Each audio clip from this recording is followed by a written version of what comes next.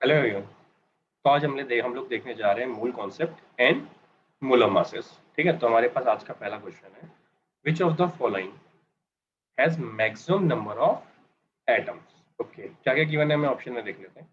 1 gram of silver, 1 gram of magnesium, 1 gram of oxygen and 1 gram of lithium. तो पहले जान लेते हैं कि नंबर ऑफ एटम आपको निकालना कैसे। ओके, तो हमें यहाँ पे पता है कि बेटा मोल्स इज इक्वल टू क्या होता है।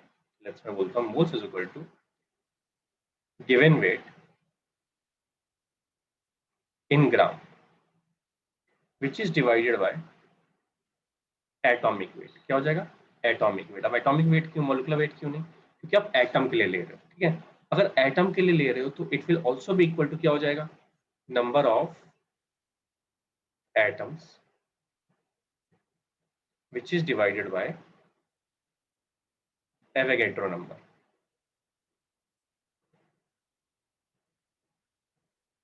एवोगैड्रो नंबर को इससे डिनोट करते हैं Na से। ठीक है, अब देखो आपको क्या है, अगर आपको नंबर ऑफ एटम्स चाहिए, क्या चाहिए? Number of atom. तो मैं इसको क्रॉस मल्टीप्लाई कर देता हूँ, मेरे पास क्या आ जाएगा? Number of atoms is equal to given weight in gram which is divided by atomic weight into Avogadro number। Okay, तो यहां तक हमें क्लियर हो गया। अब क्या करते हैं, हम लोग स्क्रॉल कर लेते हैं थोड़ा सा नीचे। तो पहला मेरे पास ऑप्शन क्या है? जो फर्स्ट ऑप्शन है मेरे पास, that is number of atoms is equal to 1 divided by atomic weight कितना दिया बेटा? 108। 108 इंटू Na। तो हमें सिर्फ मोल्स से मतलब है, क्यों? ये तो मोल्स है, 1/108। Na तो कॉमन आएगा सब में, तो 1/108 आ गया। ठीक है, अब बाकी देख लेते हैं। बी ऑप्शन देख लेता हूँ मैं next.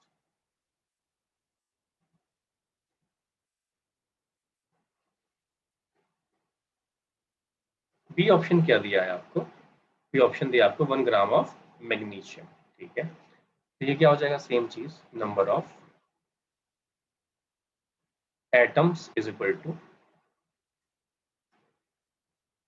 Given weight in gram divided by atomic weight into Na।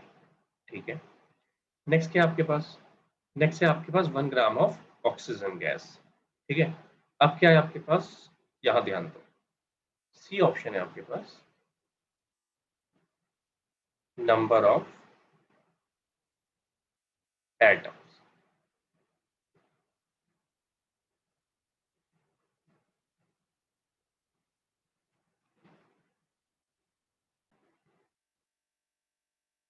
तो 1 डिवाइडेड बाय, आप ऑक्सीजन के लिए ले रहे हो तो एटॉमिक वेट क्या ऑक्सीजन का? 16 इंटू Na।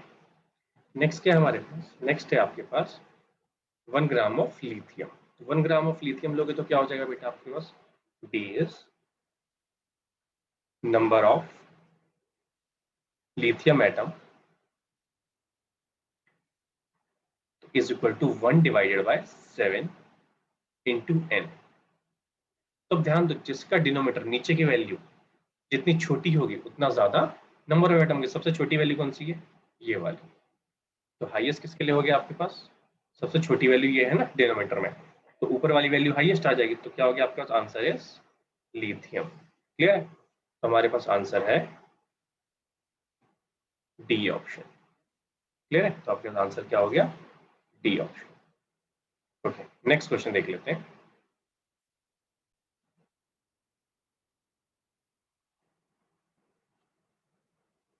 अब हमारे पास है, in which of the case number of molecules of water is maximum. Okay, तो ये हमें चार ऑप्शन दिए। सबसे पहला ऑप्शन देख लेते हैं। तो ए ऑप्शन है आपके पास, अब नंबर ऑफ मॉलिक्यूल निकालने हैं। तो अब इसमें क्या है, एक में ml दिया, एक में ग्राम दिया, एक में लीटर दिया, एक में मोल दिया, तो वेरी करेंगे फॉर्मूले, है ना? सबके लिए डिफरेंट फॉर्मूले। तो देखते हैं, आपका पहला ऑप्शन दिया 18 ml ऑफ वाटर। अब इसमें कंफ्यूजन क्या होता है, कुछ कुछ बच्चे सोचते हैं कि सर क्या हम लोग मोल्स के लिए यहाँ पे वॉल्यूम ऑफ गैस या लिक्विड है ना, या सब्सटेंस बोल देते हैं, इज डिवाइडेड बाय 22.4 कर सकते हैं, 22.4 लीटर नहीं कर सकते आप ऐसा। क्यों नहीं कर सकते? क्योंकि ये ml एट एसटीपी या एनटीपी नहीं दिया। तो हमें क्या याद रखना है? हमें पता है डेंसिटी ऑफ वाटर इज 1 ग्राम पर ml। क्लियर है? डेंसिटी ऑफ वाटर इज 1 ग्राम पर ml। 18 ml का मीन्स क्या हो गया बेटा आपके पास? 18 ml का मतलब weight of water is given 18 gram. Okay, अब अपने को वेट पता चल गया। तो वेट पता चल गया आपको, तो क्या निकाल लेंगे हम लोग? मोल्स निकाल लेंगे। सबसे पहले आपके पास क्या है? अब देखो, आपको नंबर ऑफ मॉलिक्यूल निकालना है, सेम तरीका पुराना वाला हमने पहले यूज किया, स्टिल लिख लेते हैं। Moles is equal to given weight divided by, अब मोलिकुलर वेट निकाल, ये नंबर ऑफ मॉलिक्यूल निकालने, तो नीचे क्या होना चाहिए? Molecular weight is also equal to number of molecule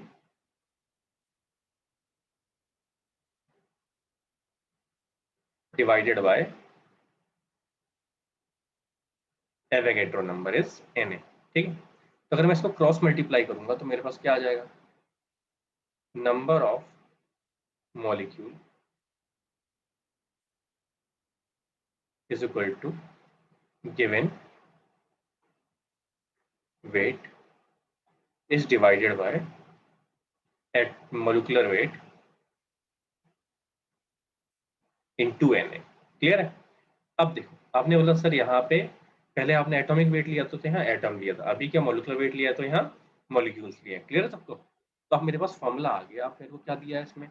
इसमें उसने बोला है कि 18 ml, तो वाटर को 18 ml को मैं 18 ग्राम बोल सकता हूँ। क्यों? क्योंकि डेंसिटी क्या है?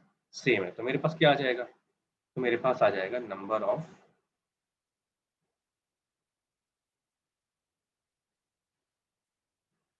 ऑफ वाटर मॉलिक्यूल क्या हो जाएंगे आपके पास? 18 डिवाइडेड बाय 18। वाटर का मोलिकुलर वेट कितना होता है? 18 इंटू Na। तो क्या आ जाएगा?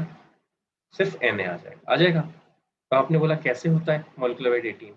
देखो बेटा, तो हाइड्रोजन मैं बता देता हूँ। वाटर क्या है? H2O। हाइड्रोजन का एटॉमिक वेट क्या होता है अगर आप बोलो तो? जो हाइड्रोजन है उसका एटॉमिक वेट होता है, atomic weight of hydrogen is 1 gram and oxygen is 16 ग्राम। तो मेरे पास कितने हाइड्रोजन है? Into 2 into 1। आप टोटल करोगे इसका तो आपके पास कितना आ जाएगा? 18 ग्राम आ जाएगा। आ जाएगा? क्लियर है आपको ये? अब देखो, तो मेरे पास क्या आ गया? पहले का 1 Na आ गया। आ गया? सेकंड वाला देखो क्या आपके पास? 0.18 ग्राम, 18 ग्राम ऑफ वाटर। तो देखो, सेकंड वाले में तो वेट दिया ही है यार, सिंपल है। क्या करने का? कुछ नहीं करने का। वेट गिवन कितना है? कंपलसरी ग्राम में कितना दिया बेटा? 0.18 ग्राम। चलो, तो क्या करेंगे आप लोग? Number of molecule is equal to कितना है? 0.18 डिवाइड बाय 18 इंटू Na। तो इससे आप डिवाइड करोगे तो क्या आ जाएगा बेटा? 0.01 Na। तो ये आ गया हमारा सेकेंड। नेक्स्ट देख लेते हैं, नेक्स्ट क्या दिया है हमें? नेक्स्ट दिया है हमें 0.00224 litre of water at 1 atm and 273 kelvin. अब ध्यान दो, यहाँ पे सी ऑप्शन दिया है मुझे 0.00224 litre at 1 atm and 273 kelvin. अगर मैं इस पर ध्यान दूं थोड़ा सा, तो इसका मतलब हो गया 0 डिग्री सेल्सियस, और ये 1 atm तो है ही। तो ये कौन सी कंडीशन हो गई? आपने कहा सर एसटीपी। तो एसटीपी पे अगर वॉल्यूम दिया हो किसी भी सब्सटेंस का, तो कौन सा फॉर्मूला यूज करते हैं? तो मोल्स निकालने के लिए जो आपको फॉर्मूला यूज करना है वो यूज करना है वॉल्यूम ऑफ सब्सटेंस या गैस या liquid is divided by 22.4 liter, which is also equal to number of molecule divided by Avogadro number. Clear है? तो इसको अगर हम फर्दर ऊपर लिखेंगे, थोड़ा सा स्लाइड कर लेते हैं, तो मेरे पास क्या हो जाएगा यहाँ पे? मेरे पास हो जाएगा ये वॉल्यूम कितना दिया मुझे 0.00224 divided by 22.4 is equal to number of molecule divided by Na। ये तो आपको पता है कि Na क्रॉस मल्टीप्लाई होगा, तो मेरे पास क्या हो जाएगा number of molecule is equal to, ये क्या हो जाएगा आपके 0 और ये 22.4, तो मल्टीप्लाई करोगे तो क्या आ जाएगा आपके पास, तो हमारे पास आ जाएगा 0.0001 Na। क्लियर है। नेक्स्ट डी है मेरे पास, तो डी ऑप्शन देख लेते हैं क्या दिया है मुझे। डी ऑप्शन दिया है आपको 10⁻³ मोल ऑफ वाटर। अगर मोल्स डायरेक्ट है आपके पास तो आपको कुछ नहीं करना, बस Na से मल्टीप्लाई करना है। क्यों? क्योंकि हमें पता है कि number of molecule is equal to क्या है मोल इनटू Na। ठीक है, ये हो गया। इसको क्या लिख देता हूँ मैं मोल्स की जगह 10⁻³ Na। अगर ये 10 पावर में लिखा है तो आप इसको भी लिख सकते हो ऐसे ही, तो ये क्या हो जाएगा 10⁻⁻4 Na। अगले वाले को भी आप ऐसे ही लिख सकते हो 10 की पावर में चाहो तो हमारे पास क्या है ये वाला हो जाएगा 10⁻⁻2 Na। अगर किसी को नहीं आता कुछ नहीं है, डेसिमल के बाद जितनी वैल्यूज है उसको पावर में भेज दो। क्लियर है। अब देखो आपके पास क्या है यहाँ पे, तो आपके पास जो पहला ऑप्शन आया वो क्या है Na। क्या है पहला ऑप्शन इज Na, और दूसरा ऑप्शन इज 10⁻², तीसरा ऑप्शन है 10⁻⁴, और फोर्थ ऑप्शन है 10⁻3। इसका मतलब जो मैक्सिमम मॉलिक्यूल्स हैं वो किसमें है बेटा, वो हो जाएगा हमारा ए ऑप्शन। क्लियर है सबको।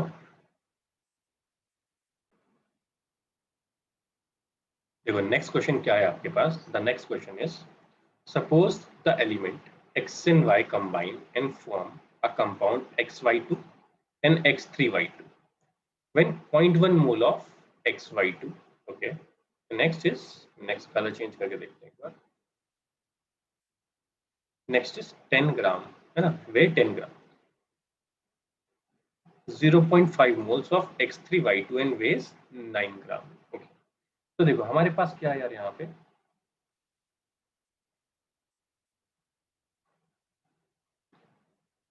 आपने क्या किया, पहला एक XY2 कंपाउंड बनाया, x और y को कंबाइन करके, जिसके पास मोल्स कितने हैं, तो जिसके पास मोल्स हैं 0.1 मोल्स, और इसका वेट कितना है, वेट है इसका 10 ग्राम।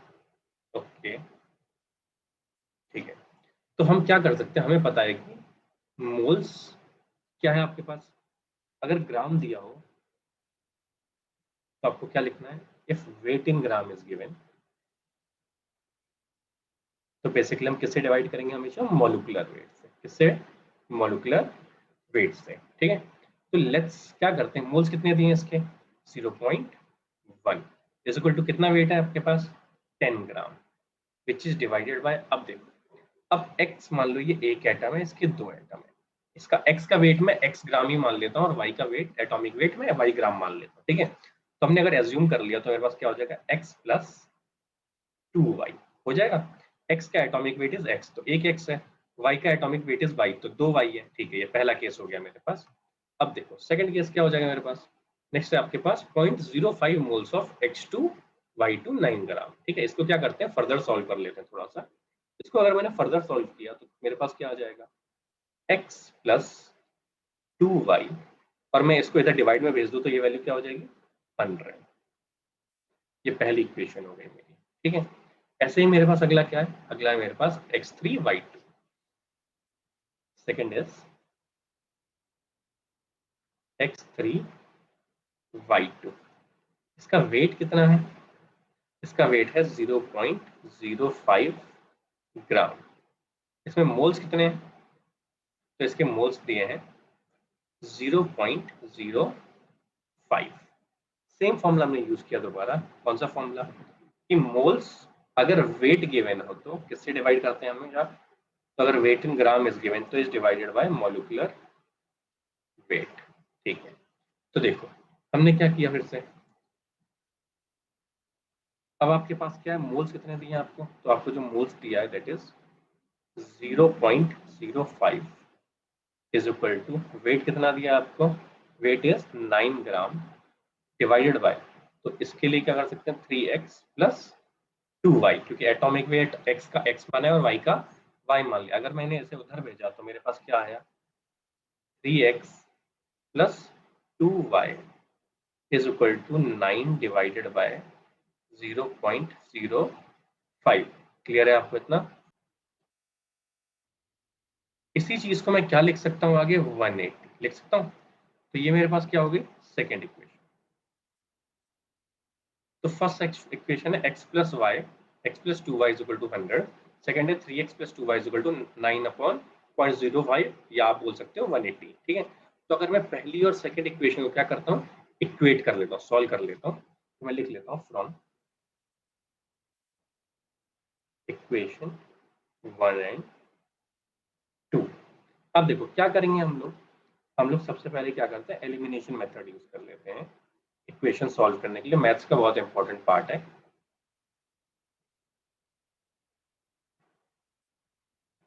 आपने अगर शायद 9th या 10th में पढ़ा होगा ये, है ना। अब अब ये आपकी मर्जी है कि आपको किसी एक को कैंसिल करने के लिए क्या करना पड़ेगा।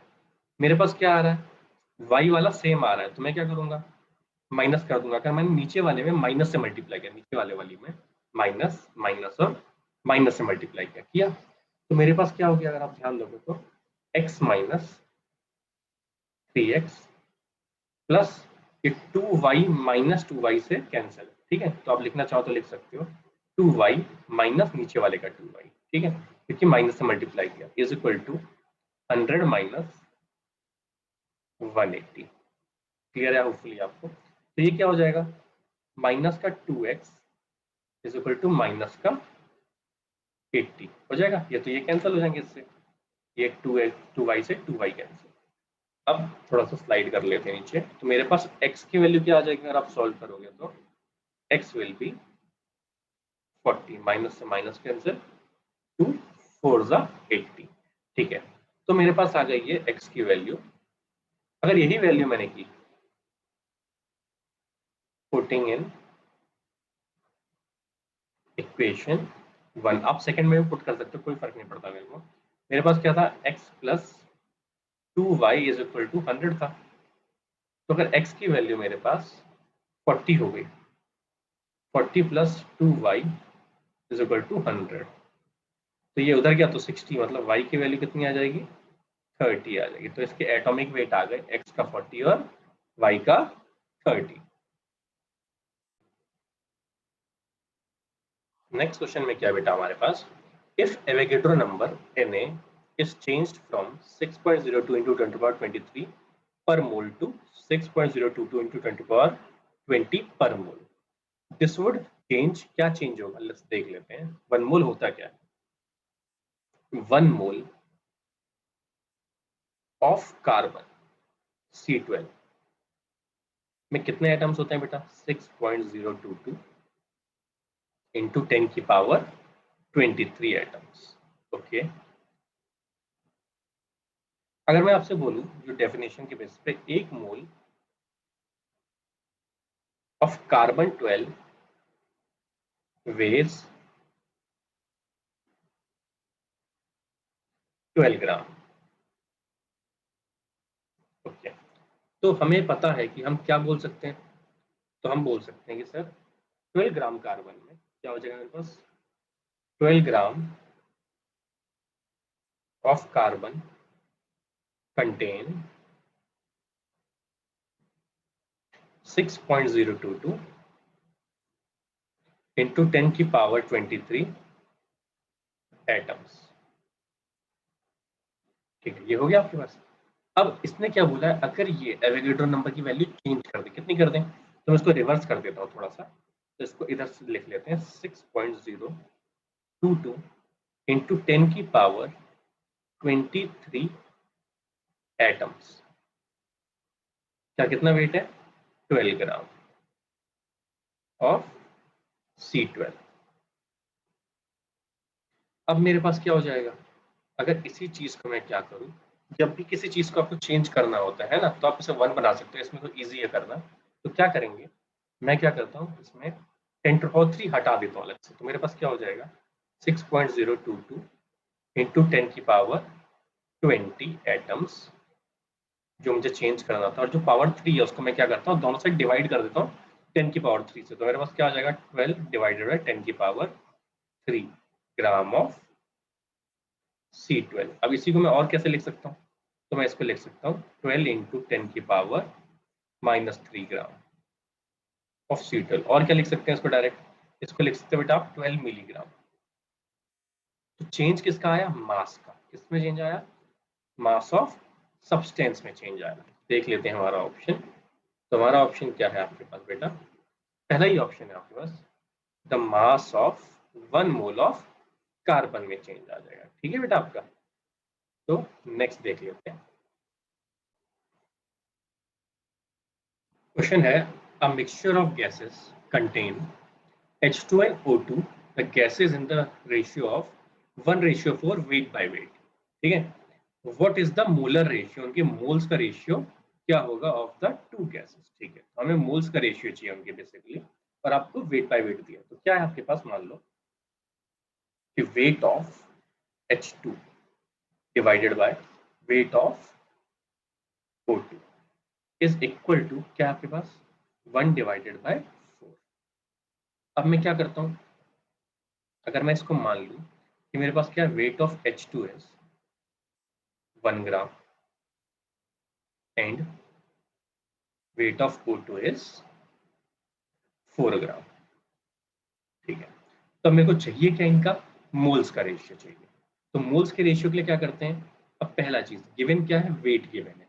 तो वेट अगर गिवन होगा तो कौन सा फॉर्मूला आप लगाते हो, तो आपने बोला सर अगर वेट गिवन है तो मोल्स निकालने के लिए जो फॉर्मूला लगाते हैं that is given weight in gram divided bye उनका एटॉमिक या मोलिकुलर वेट। तो आपके पास क्या है, given weight in gram, compulsory है ग्राम में होना चाहिए, इज डिवाइडेड बाय क्या हो जाएगा बेटा आपके पास, मोलिकुलर वेट। ठीक है, तो अगर मैं रेशियो निकालूं moles of H2 divided bye moles of O2 चाहिए मेरे को, चाहिए। ठीक है, तो अगर आपसे बोला जाए कि H2 का वेट कितना है 1, ओके, इसका मॉलिक्यूलर वेट कितना होता है, जो एटॉमिक वेट है जनरली गिवन होता है, अगर नहीं गिवन हो तो भी इशू नहीं है।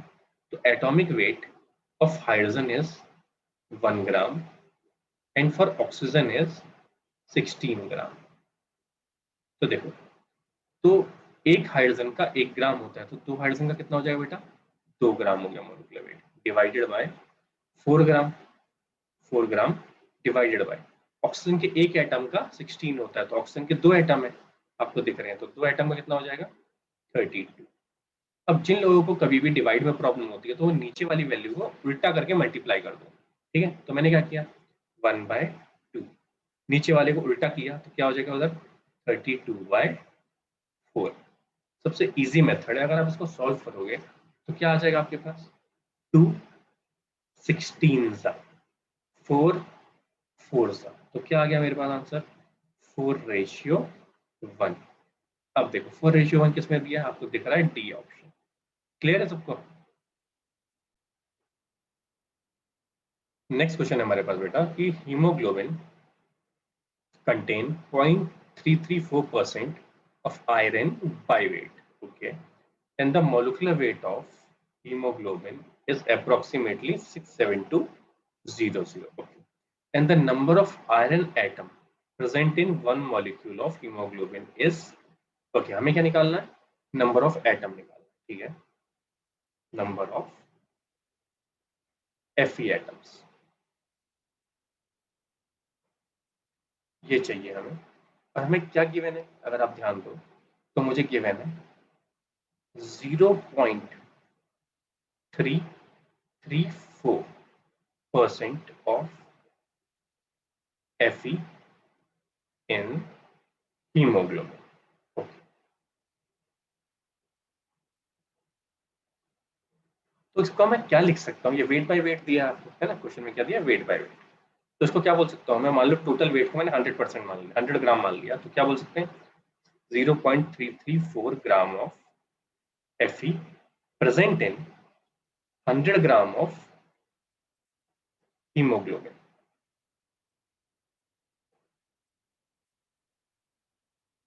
तो मुझे क्या चाहिए कि 1 मोल हीमोग्लोबिन में, या मेरे पास क्या दिया, इतने 67200, इतना मोलिकुलर वेट है हीमोग्लोबिन का, ठीक है। 100 ग्राम में इतना है, तो जो 67200 ग्राम में कितना होगा, तो ये तो 1 मोल के रेस्पेक्ट में है। क्यों? क्योंकि 1 मोल सब्सटेंस का जो वेट होता है वही क्या कहता है, उसका मोलिकुलर वेट होता है। तो मैं इसको अगर रिवर्स में लिखना चाहूँ तो क्या लिख सकता हूँ बेटा, कि 100 ग्राम ऑफ हीमोग्लोबिन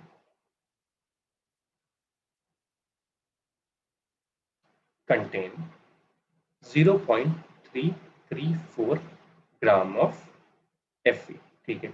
तो 1 ग्राम हीमोग्लोबिन में कितना हो जाएगा, तो मैं 100 से डिवाइड कर देता हूँ दोनों साइड, तो 100 से इधर डिवाइड किया तो 1 आया, तो इधर 0.334 डिवाइडेड बाय 100 ऑफ Fe, ठीक है, ग्राम।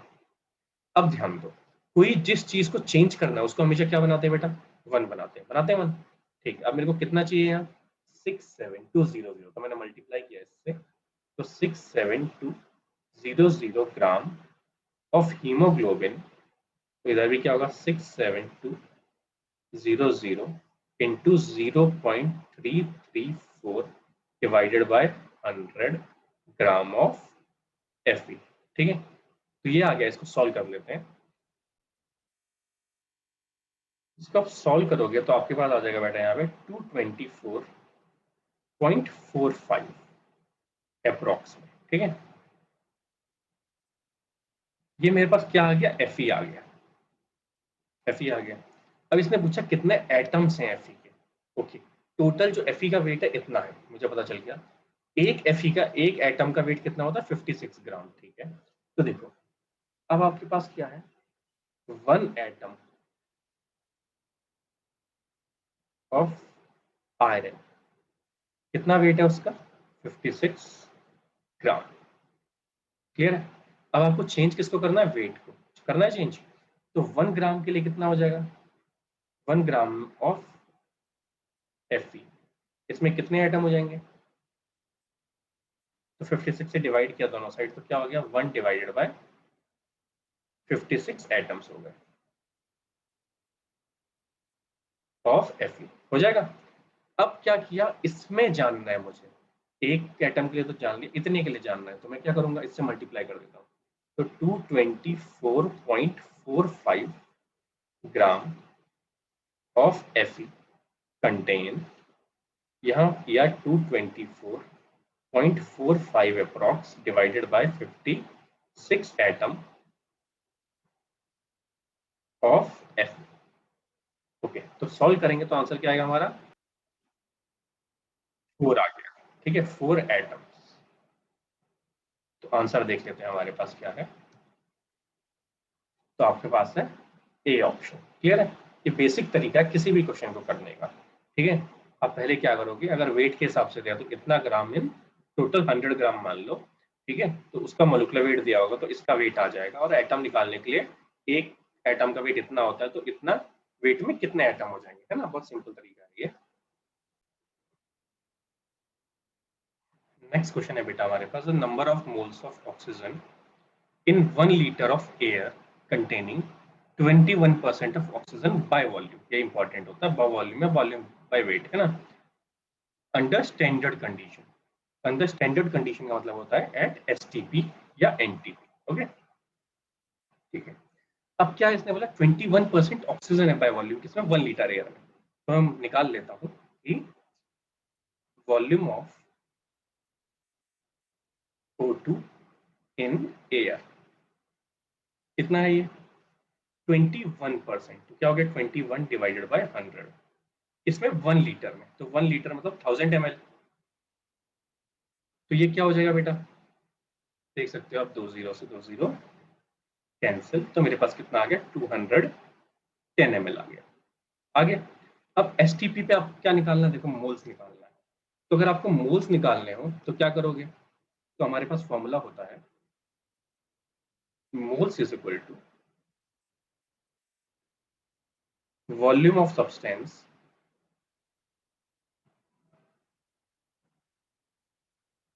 अगर ये आपको दिया है ml में, तो it should be divided bye